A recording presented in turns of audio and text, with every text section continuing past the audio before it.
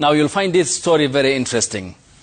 An exclusive club of only 125 people in Kenya hold wealth that is more than 43 million other Kenyans combined. This is according to the first ever Status of Inequality in Kenya report published by Oxfam that shows that poverty levels in the country is rising. The report shows that 7 million people have descended into extreme poverty over the last decade alone.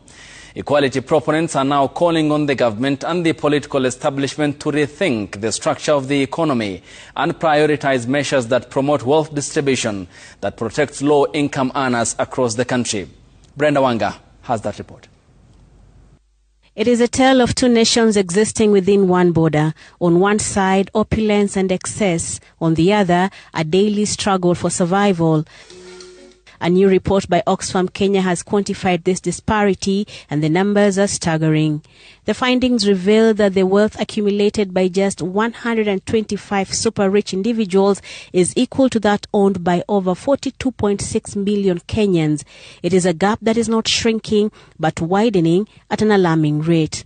Currently, Kenya, which according to President William Ruto aspires to transform into a first world status, is ranked 16th globally of countries whose citizens live in extreme poverty. A nation of over 50 million people, but a bus full of people owns more wealth than most of them.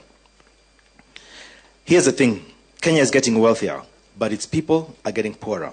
And that is not a natural disaster, it's a product of choices. Problem with our economy is an economy of the few, and those are the people who have arrested our nation, who have arrested our economic space of our country.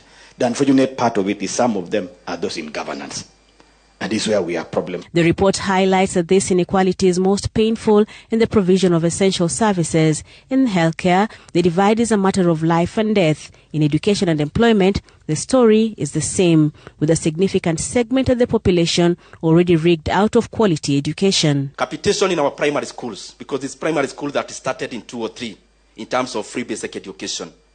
It has been decimated to 18% currently, and especially given on the depreciation of purchasing power since then. Kenya, you can be detained after being discharged as a human being, that you will not be let out of the hospital until you pay the bill.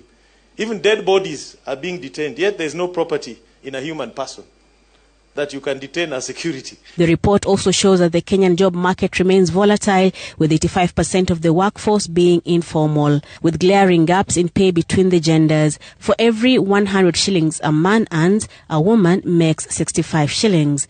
The report further shows that the likelihood of securing well-paying jobs is highly dependent on family background and solid connections.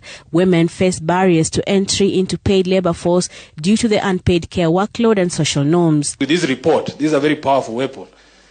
All I usually tell people is just hand me the bat. I will swing that bat. Because the statistics that we are seeing here are grim statistics. Of this economy, but stakeholders highlighted the costly effect of public debt that continues to take away 68% of tax revenues, which is higher than resources allocated to health and education combined.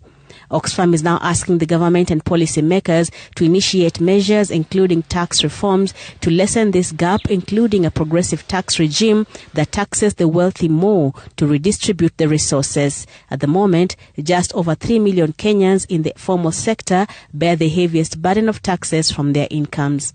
Brenda Wanga, Citizen TV.